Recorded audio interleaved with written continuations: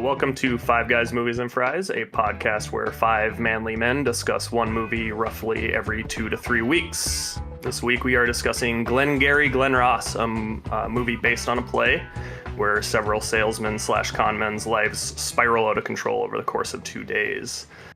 Today I'm joined by Knack. Hello. Jeff. Hello. Dan.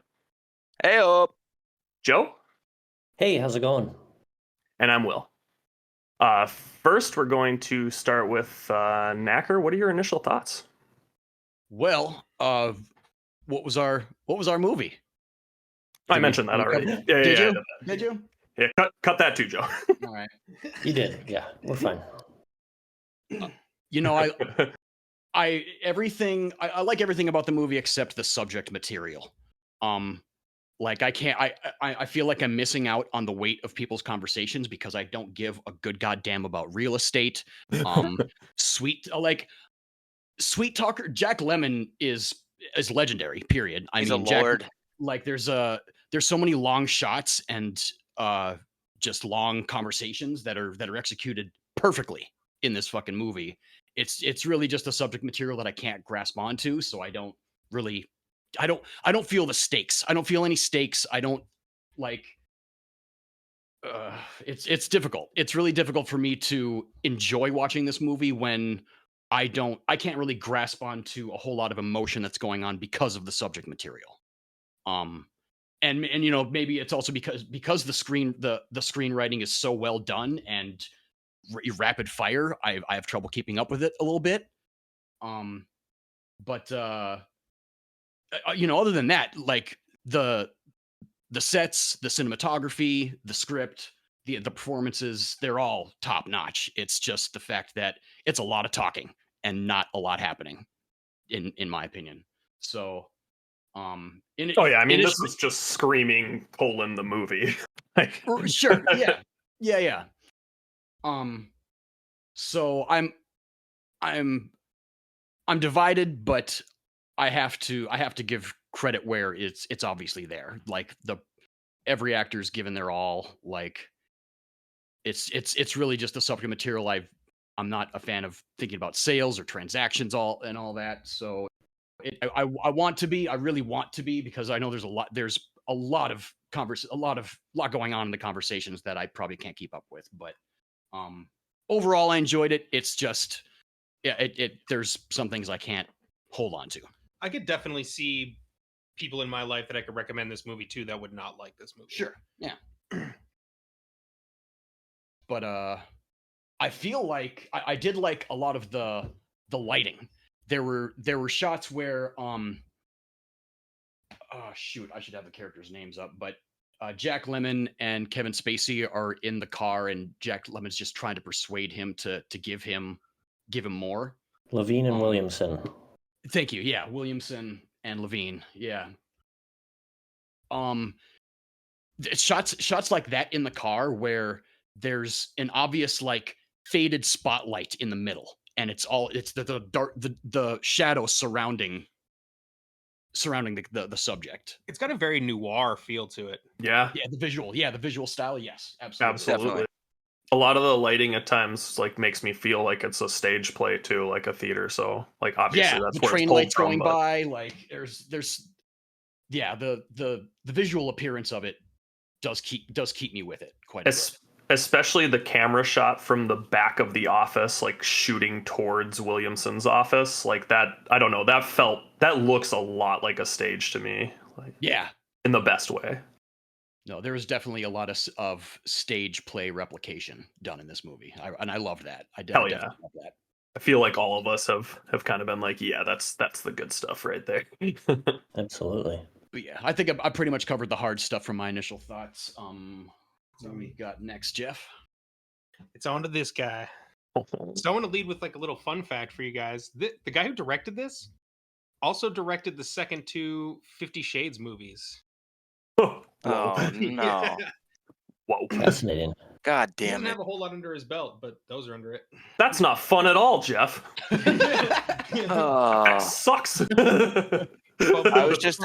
I'm so glad I know that now because I was about to praise this director in so many ways, and now I know it's just all on the page. It's all on the page. It's all in the script. Dan's just I mean, erasing all his notes and just drawing a big pile of shit.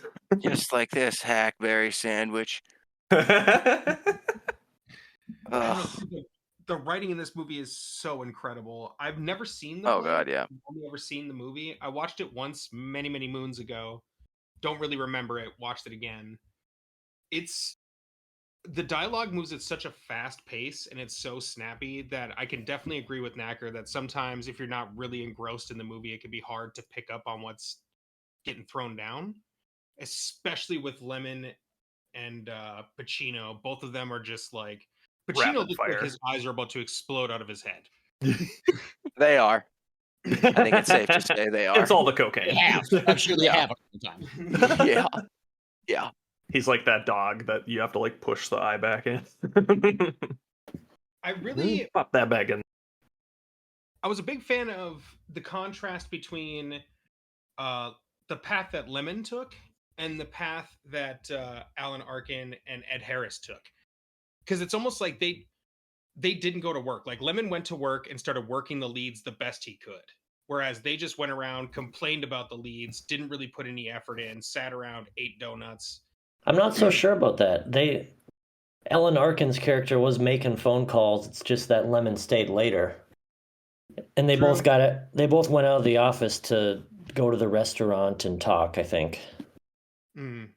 But they said they were going to go on a sit or something like that. Yeah. What's that mean? I think it's when they sit down with a client and They go to their house or sit down with say them. we're going to give you a fake award or whatever they do. Right. It's these slimy motherfuckers. All we want to do is But just you send are- everything out to you. Yes. You are right, Jeff, that Lemmon was the hardest working salesman there. Yeah, Or and they Levine. Yeah. they wound up in the same place. You know what I mean?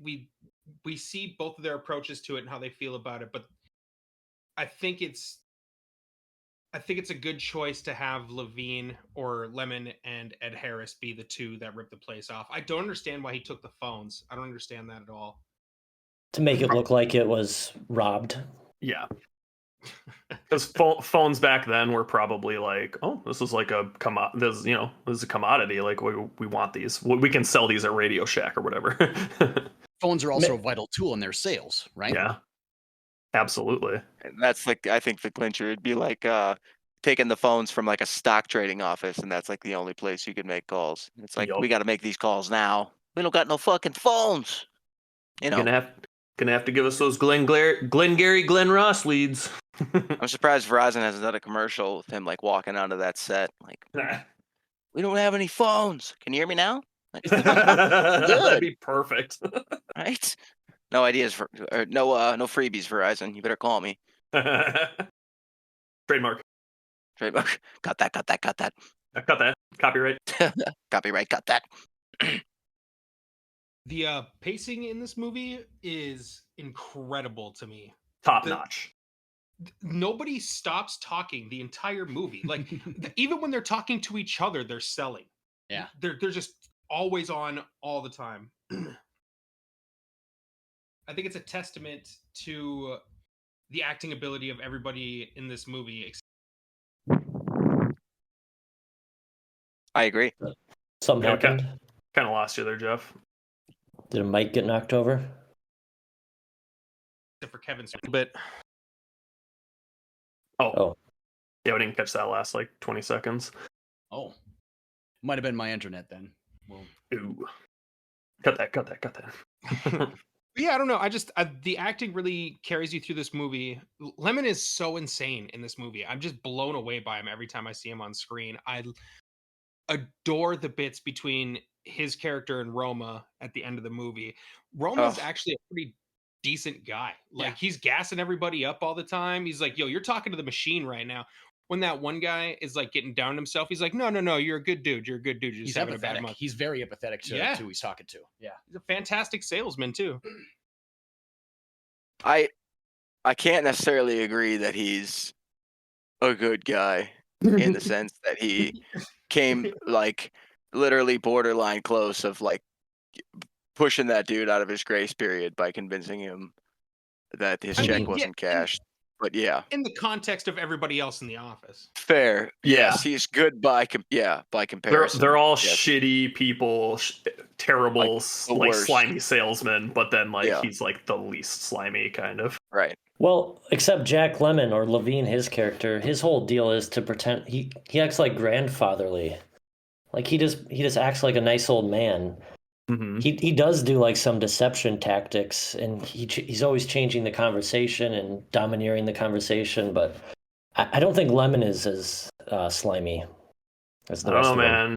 There's a couple times where he's trying to convince like Williamson to give him the leads and stuff, where his eyes are just like real crazy looking. Yeah. Like, ugh. And that's totally Jack Lemmon. Desperation. He knows what Williamson is. He knows he's a creep. Yep. He knew it ahead of time. Yeah. That's about it for my initial thoughts. So we can move on to Dan. So for me, I mean, coming from somebody that shoots a lot of real estate, if there's anyone that's like tired of the jargon, it's you're preaching to the choir on that. However, there are so many things that I've seen. The person that comes to mind is Sorkin. When I see writing that I'm just like, ugh, like we get it, man. Like you filled up the page. I did not get that from this. Right. But Baumbach for me, he gets a pass in the sense that feels so much more like a diary. Baumbach feels like everything came out and he's too attached to it all to let any of it go, which I have more empathy for than like, how much can I fit into every fucking page, right? It's almost like on average, if you're thinking like a minute per page, screenplay wise, right? Mm-hmm. Like you have a 1-page scene should take about a minute of screen time. The goal shouldn't be like doubling or tripling that up, right? Or the opposite. It shouldn't be like we should be able to get 9 paragraphs in. My point being, I didn't get that in any capacity from this. I feel like Mamet wrote probably a lot more because he didn't have the camera. So like so much of this story, and that's the reason for me why I was so kind of disheartened to hear that this director went on to do these fucking god awful 50 Shades of Lame. It's to me like either it was on the page and someone interpreted that very well, which could have been Mamet himself writing that for the screen, right? Like he wrote the play and then went through and wrote that screenplay and adapted it perfectly for the screen, which I feel is the case. That's what I want to be the case.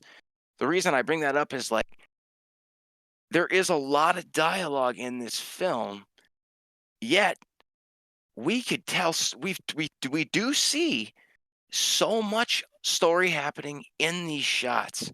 Like whoever the DP was, and to give this director credit, and like I was saying, Mamet, who probably put it right there on the page, like I want to see Pacino in the far right of frame for this reason. We see shots in this, bro, that are like I mean, like 12 Angry Men good. I mean, like change your life, perfect cinema good. When Al Pacino's in the or in the bar, and the first time we see his interaction with the character that he at the end loses the deal to, right? That first interaction, we don't know anything about Al Pacino. We know he's kind of the hot shot of the group, or we know for, whatever reason he wasn't there. Yeah, go ahead. I feel like it's important when you have a screenplay like this to focus on ensemble staging, and he does that really well in this movie. If you don't let these people play off of each other, then it's not going to hit nearly as hard or come out nearly as well out of the actors than when you just let them loose in a room and just let them chew the scenery. I could not agree more. And Mamet doesn't have that luxury when this is on the stage. They can do a little bit of that, obviously, with light, but for the most part, you're seeing it, right? So having the camera there as that tool, bro, we see Al Pacino in the restaurant with the first time we see this client. He is 6 miles to the right of the frame. like when he turns his head, he almost goes out of frame. He's got so much headroom. He's a mile away from this dude. He takes himself to another place, and he doesn't care, and that's how he makes these sales. We're watching his process happen, right? The scene before it, we would all these guys like, what's so good about fucking Roma? Like, why doesn't he have to be here? What's his secret? What's his technique? And then right before we cut to that scene, it's those two talking. He's good. He's lucky, right? He's on a hot streak. We've all had a hot streak. They cut to that next scene, and we witness it. Al Pacino's on another planet. He's so despondent that this person is drawn to him. He's like, man, why is this guy so zen? He's so chi. He looks got it all figured out. Now this guy naturally wants to be a part of Al Pacino's conversation. The hook's in. That's the process right there. He didn't say shit. He didn't walk up to him. He didn't cold call him, as the phrasing would be. It was just right there. And that was just one example. There was just so many shots where I was like, oh my God. And the matching, starting with the train and ending with the train, the morning train and the evening train, like, oh my God, all in a day's work. 2 Just, days. oh, right. Just that feeling of like, we've got the package of like, this is just another day at the office. Right? Like all this lifetime of emotion and drama went down in a day at the office type shit. And we've all said it, but Jack Lemmon is just a lord. I mean, I couldn't take my eyes off him. I just the guy when it hits him that he really doesn't have it. It's really falling apart. You see that little tear hit the side of his face. That's a one shot, bro. They had that whole conversation. He just chose when to let that come through. Oh, Dr. Lemmon. I worship this performance and all of them. And so I don't go on for 40 minutes. I apologize. The other thing I just want to say, I'm the biggest cynic when it comes to too much talk, show me, don't tell me. Didn't get that vibe. I also thought Alec Baldwin, despite the fact that he had 10 minutes in this, laid out the result of every single character. He gave you the character arc, and he gave you the path that they would naturally go down. And then he said, you're going to fail, and this is where you're going to fail, and they all did. He laid out the whole thing right in the beginning. Dude, that monologue is legit one of the best monologues of all time. It's absolutely fucking incredible. And the shots, insane. When they pull around, pulling around to Alec Baldwin's face, it just starts on a center cut of him, and as he delivers the line, we pull up to a hard profile of him on the right side of his face, and I just had stood up like, oh, that's the stuff. That is fucking Panavision gold. You were Leo pointing at the screen like, oh, that's the one. Yes, 100%. That meme was me, just like, there it is. Shot like that is it. Yeah, I loved this film. Awesome. What do you got, Joe? Okay, initial thoughts. Thought it was great. It's cinema. Great cast, obviously. Jack Lemmon said this was the best cast he ever worked with, and I can see why. There's just like 7 or 8 of the best actors of all time at the time. It's a murderer's row. It's ridiculous. Yeah. Love movies based on plays. I love any movie that is set in just a single room or in a short amount of time, like a day or 2 days. Plays that become movies have such a strong focus on character, minimalistic settings, dialogue, and literary themes. And I feel like all these qualities get pushed to the side in today's, Marvel movies or whatever. Agreed. I'm not the first to say it, but I'm a huge Lemmon head, fan of Jack Lemmon. Love his street reputation. I mostly know him from like Some Like It Hot and The Apartment, his older roles, comedic roles. Turns out he's a thespian. He's like a stage thespian this whole time. He is of that caliber. I don't think we need to bring in his personal life into this, man. Whether he's into ladies or guys or, whatever. It's just, that's a rumor. I don't think he's a lesbian, but go on. I love fighting in movies.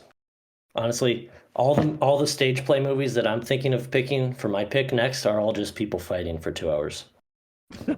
Yeah. And that's definitely what's coming up in the future. Sweet. Passive aggressive fighting. I mean, that's Yeah. definitely this movie to a T. Yeah. Especially the moments when it's Jack Lemmon and Kevin Spacey's characters towards the end when they're So good. Oh, that game they play where one of them has the power and the other one doesn't is so satisfying. Because I don't like you. Like, fuck. you're waiting for that other shoe to drop. That whole time that you're so right about that power balance. Just like, what's he gonna say here that's gonna sway this conversation back to his court? It's another sale. Yeah, Right, and yeah. All day. to Jack Lemmon, he's using his sales techniques. Yeah. All day.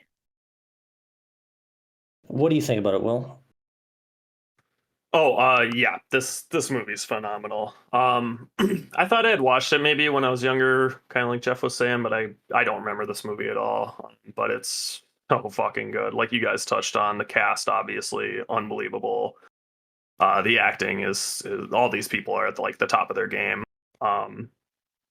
Even as soon as I saw each of the actors, like as they're introduced, I was like, "Oh, there's Ed Harris. Fuck yeah, this is gonna be a good movie. Holy shit, Alec Baldwin. What the fuck?" Like, oh, it was just every time a new person came on screen, I was happy because all these people are just some of the best actors just of all time. I mean, Just a bunch of no names. yeah.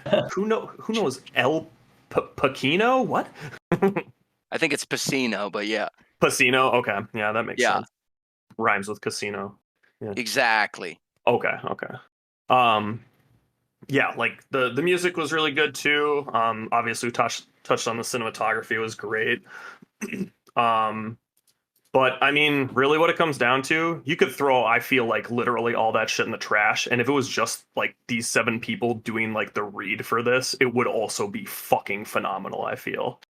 Like there's just so much heart and effort put into the acting in this movie from all these people. You can tell they're like all on at the top of their game, bringing their A game too. And I mean, when Jack Lemmon says like this is the best cast he's worked with, I mean, you kind of just have to go along with that because it's Jack Lemmon. The one real piece of chemistry I really loved about it is how the actors are able to stop mid-sentence and then continue on in either another direction or continue the same conversation. Just if whether that was within the screenwriting or just it had to have been part of the script, of course. But yeah, how well every actor just stopped dead in their tracks and then went in, continued in another magazine of ammunition with their conversation. Like that was done super well, and I noticed it like 12 times throughout the whole movie. Hell yeah. And make it look so fluid and realistic too. Like there's I got so pulled into this movie when I started watching it and just was stuck into it because these people are all real. Yeah, like they're so convincing. And obviously it's, salesmen, but Well, I think some of that definitely has to do with like setting and theme too. That whole noir feel really steeps this movie. It gives it this level of degeneracy. Yeah. In a way.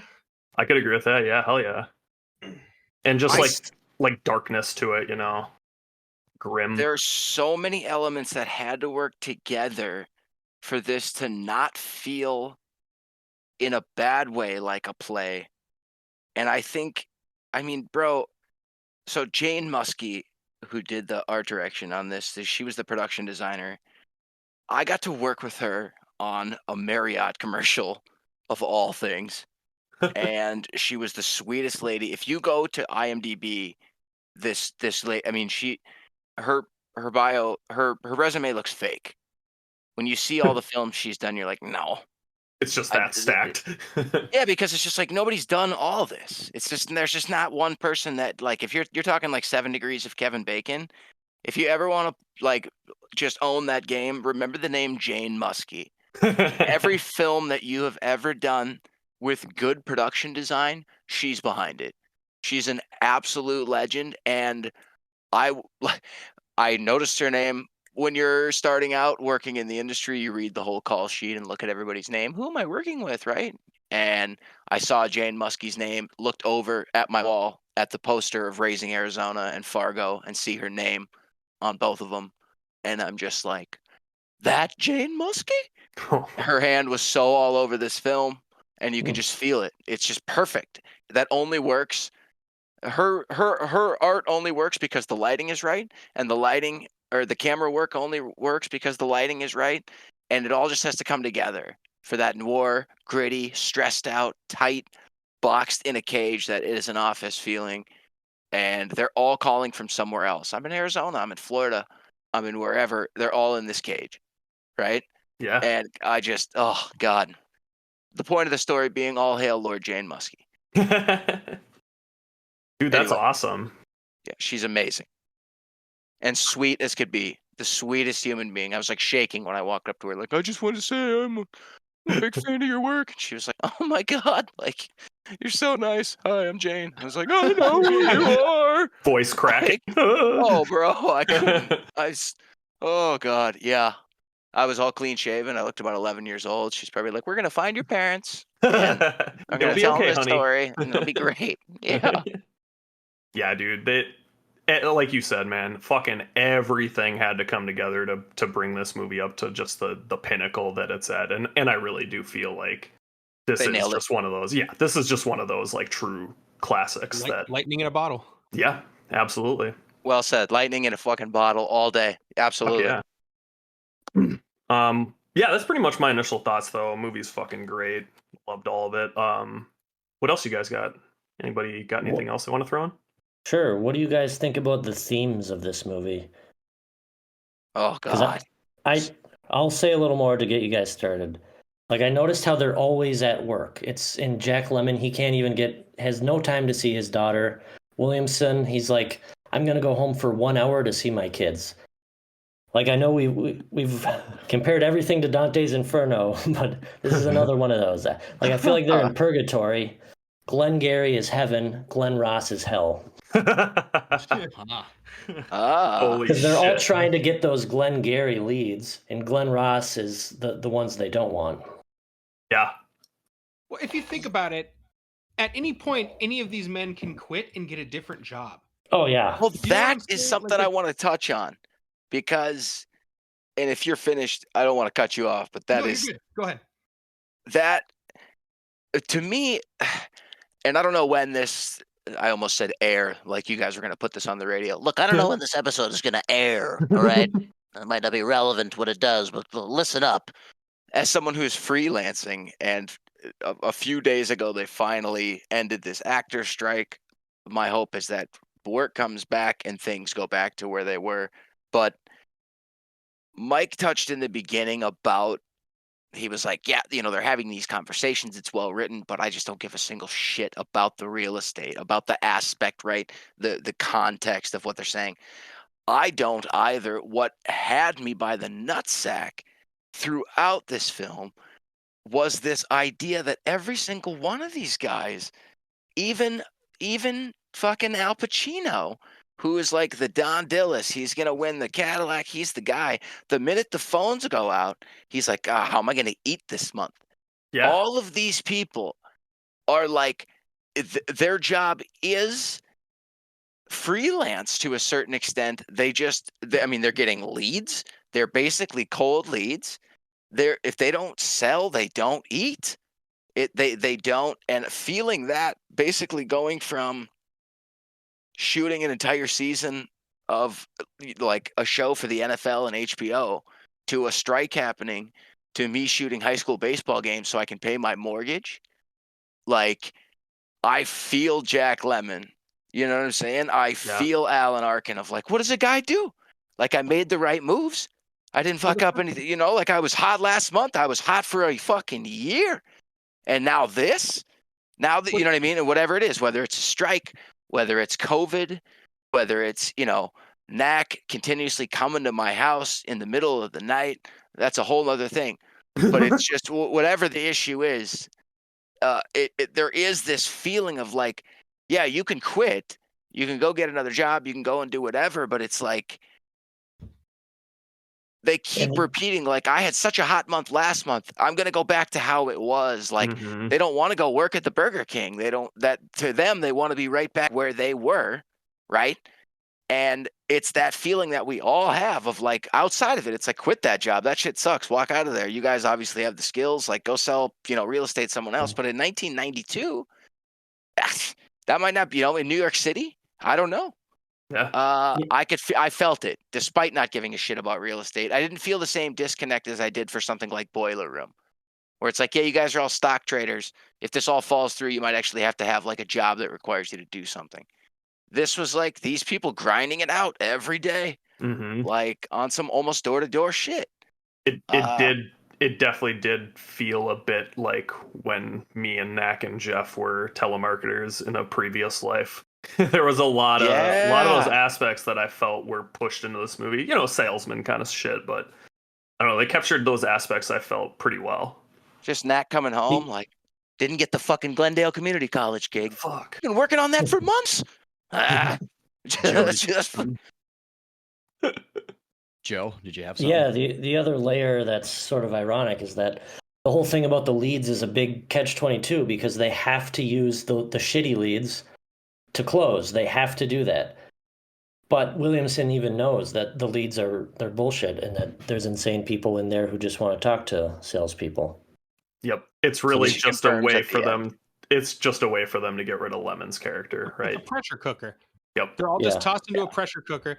That's why I'm saying Alec Baldwin, his whole bit at the beginning of the movie is so important for the rest of the movie because not only does it set the tone and the pace, but it's really the match in the tinderbox. Like, yeah, they're all looking to lose their job. They're barely making any money as is. Like Dan was saying, if they don't have phones, they're not making their rent. You know what I mean? Like they're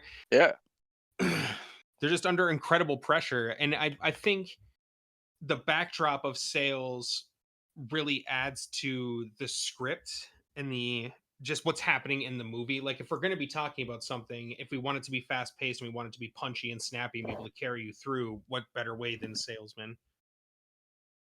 And any other job in here, really. I think it's worth mentioning that this play probably wouldn't exist without the play Death of a Salesman, which hasn't really been adapted in a great way. There's a couple different movie adaptations, but I don't think they're that great. Actors on set referred to this movie as Death of a fucking Salesman. Yeah, I saw because that. there's so much swearing in the movie. It's so good. And if you can find a tape copy of Brian Dennehy in Death of a Salesman, it'll change your life. Cool. That that'll fuck your face right off. I'm just saying, it's amazing. See that Glengarry Glen Ross speech that I dropped in the Discord? No, I didn't get a chance to watch it yet. Yeah. Pretty good. Yeah. I'll have to scope that after. So one thing that I didn't know if it meant more or meant anything other than what I thought it was, there were probably a few points in the movie where a character is reaching the peak of their tension in the middle of an argument, and you hear the subway train roll by. Yeah, I see that happening like 3 or 4 times throughout the whole movie, and I didn't know whether it was trying to actually say something as a message, or if it's just there. It's sound design. Yeah, sound design and editing really just ramping up the tension. Right. Yeah. Actually, I think while that is true, I think those may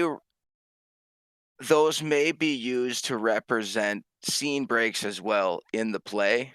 Like, okay. that those moments probably would have been like Act 1, Act 2, Act 3, Act 4, whatever the case may be. And I don't mean like they're physically showing trains or anything, but those trains may have signified, like, I'm trying to think of an example of another film, but like when you hear it, you're like, okay, that's the end of this chapter, or that's what we're supposed to get from this conversation, and now we're on to the next. Because there was no scene change. It was like, right. It would happen right as Roma's just at the top volume, just about to walk into Williamson's office. Like, right. Where probably would be like that train volume. whistle is where they're changing sets.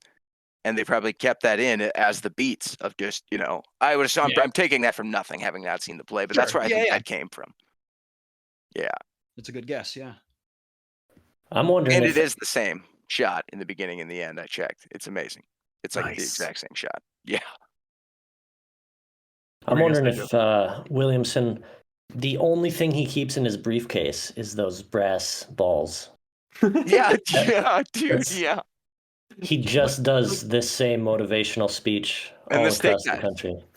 Dude, he Yeah. gives this huge, grandiose fucking monologue and then follows it up with a fucking Gallagher bit by pulling props out of a briefcase. Oh, But it it- was more like a carrot head bit. But it still works. So Carrot top. you mean Blake, not Williamson? Carrot top, yeah. Yeah. Yeah, he meant Blake. Yeah. Yeah. Okay. You're right, yeah. Yep. But yeah, I mean, I don't know. Baldwin still pulls it off though, even with the fucking corny bit.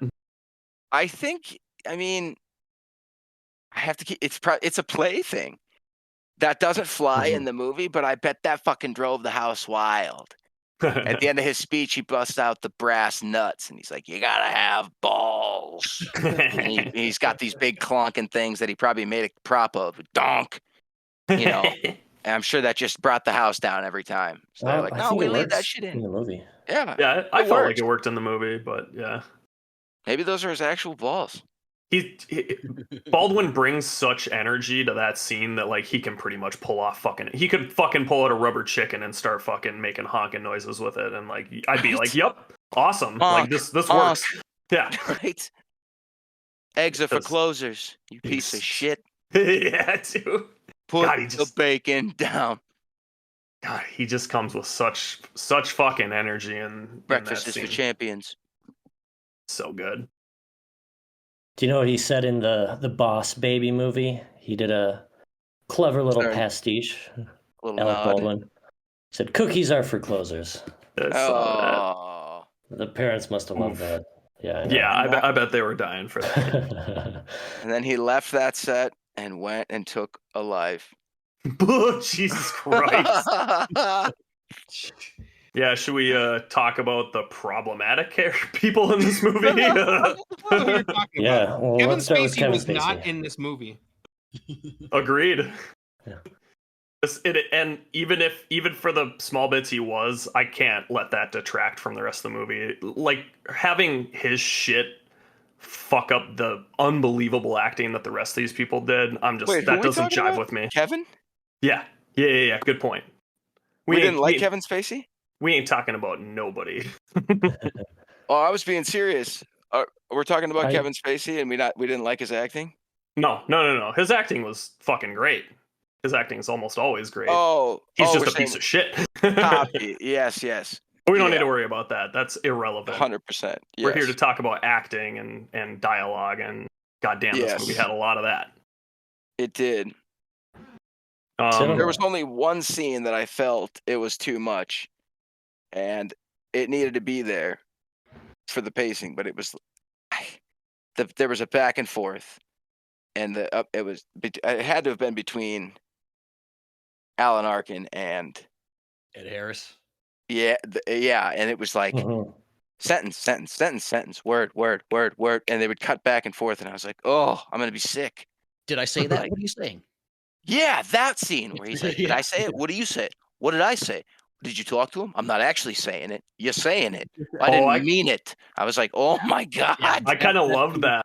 I love it. Oh. I thought that was like a who's on first kind of. That was like gold to me. But the reason that the "who's on first" thing works is because it's clever wordplay. You can't just be like Tootsie Pop, fruit roll up, Tootsie Pop. It's got to have Yeah, you're like right. some fucking cadence to it. What did you say? What do I say? What does she say? Am I right? I was like, no. What are either of you saying? Nobody's saying anything here. What the fuck? We needed a waiter to just be like, shut the fuck up. Yeah, Neither one of here's you your was saying drinks, boy. shit. Yeah. It'll be Fuck 5. you and fuck these deadbeat leads. Yeah, I didn't anyone have else a notice lot. that oh, go ahead. No, go ahead. I was just gonna say Ed Harris ordered 2 donuts for dinner and 2 to go. Well, the house donut and a chocolate and the same thing to go. And then he was like frustrated that he had to order it. Yeah, get the fuck out of here, would you? Coming over to the table asking what I want. Just like the nerve. But yeah, anyway. That bastard. Right? Yeah, I don't know. I didn't have a lot more stuff in my notes. It was really just me being like, wow, that monologue was amazing. Wow, that back and forth was amazing. Wow, this back and forth was amazing. That's basically my entire notes. Um, do you guys got anything else you wanted to talk about? I'm pretty tapped. No. Same. I just want to say Alan Arkin was supposed to be forgotten about. Like that was his character, right? Mhm. Sort of like the fall guy or the whatever. So much so that he's not on the cover. Oh, really? Yeah. Holy We got- shit. I mean, we got Baldwin, we got Harris, of course, we got Lord Lemon, and we have Al Pacino and Spacey.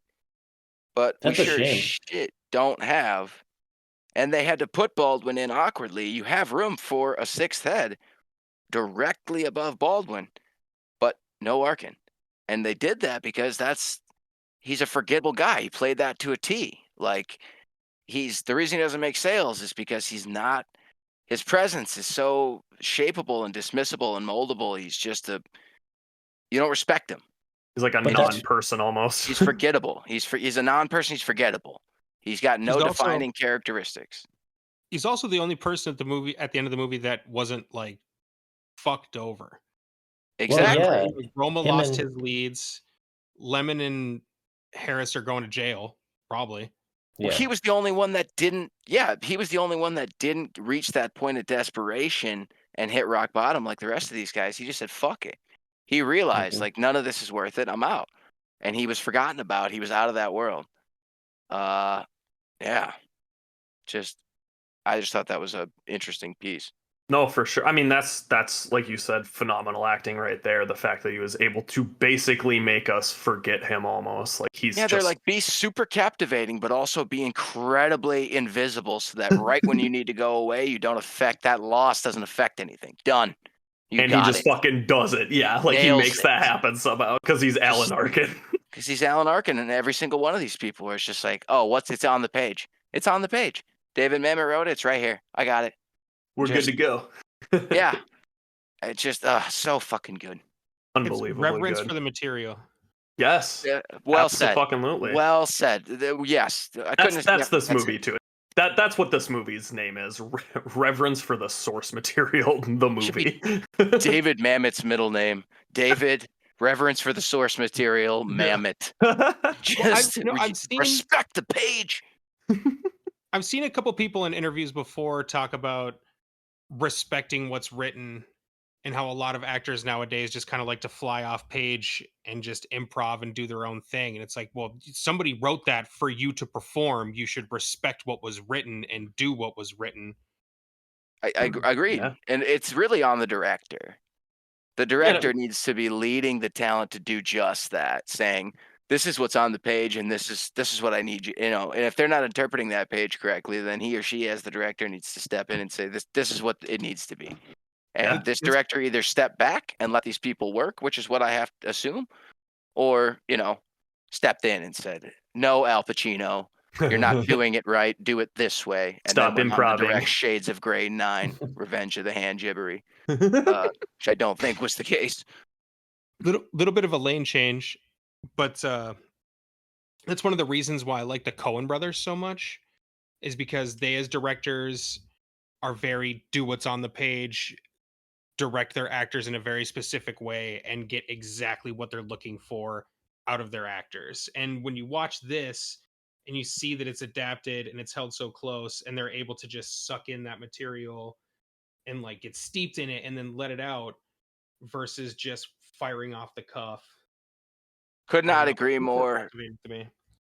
The Yeah. Coen brothers are legendary for the sense that if there's a story that they're trying to tell, their film is made in the casting.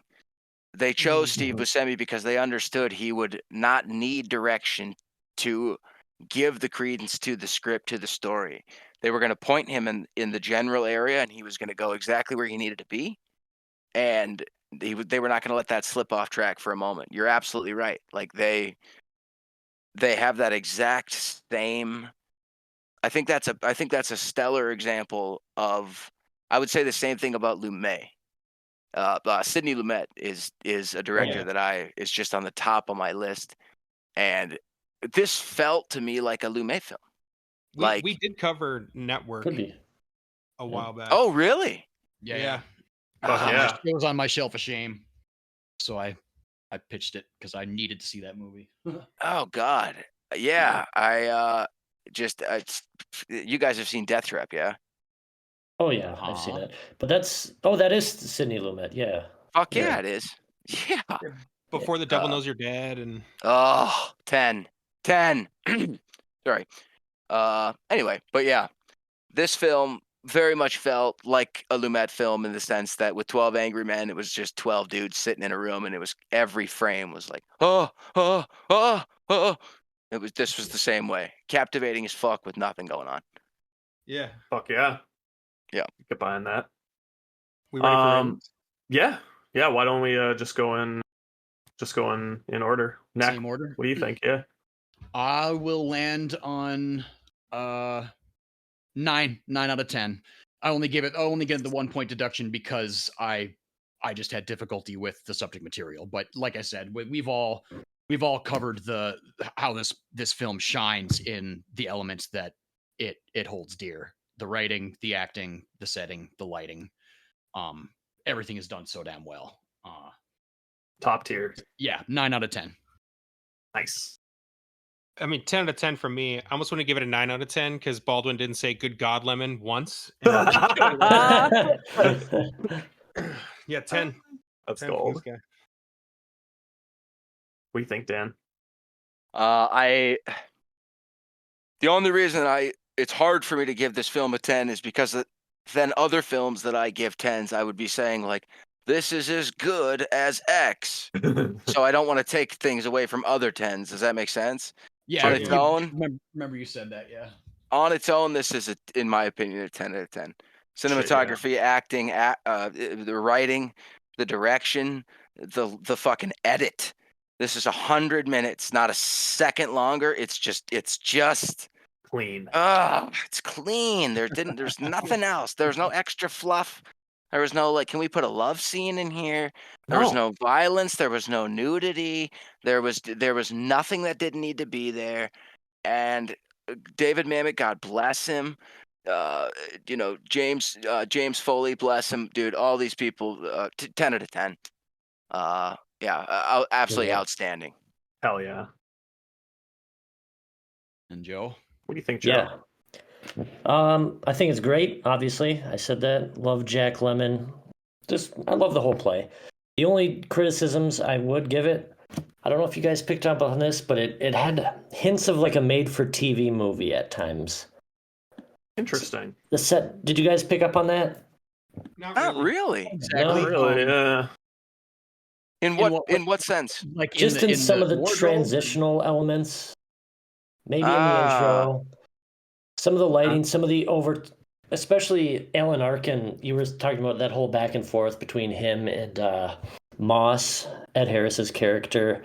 Yeah. They were just hitting on the whole sales and leads so many times over. The word leads is in this movie 150 times. It's like the Wolf of Wall Street for leads. That is fair. The only reason I think I gave it so much leeway with some of that stuff is because this was 1992. It's very 1992, and like the the 90s jazz score. Like I loved it. Oh, it did it for me. Yeah. Oh, I loved it. But this is Joe's time. Joe, what do you got? No, I don't like that sound. There's hand drums in there, makes it sound like world music, and the bass sounds like it was played on a synthesizer, not a live upright bass. It's very 90s, so I don't like it, and I give it a 9 out of 10. Okay, I didn't like it, but also one of the best movies I've ever seen. I get it. I was just talking about the score. No, I totally know what you're saying. I love the jazz, of course, but I can see how that could definitely be a little off-putting. It felt very 90s, like you said. So, as far as for me, 10 out of 10 for sure. a lot of the times I'm going to give a movie a 10 out of 10 unless it really fucks up. If it pulls me in right away and just won't let go.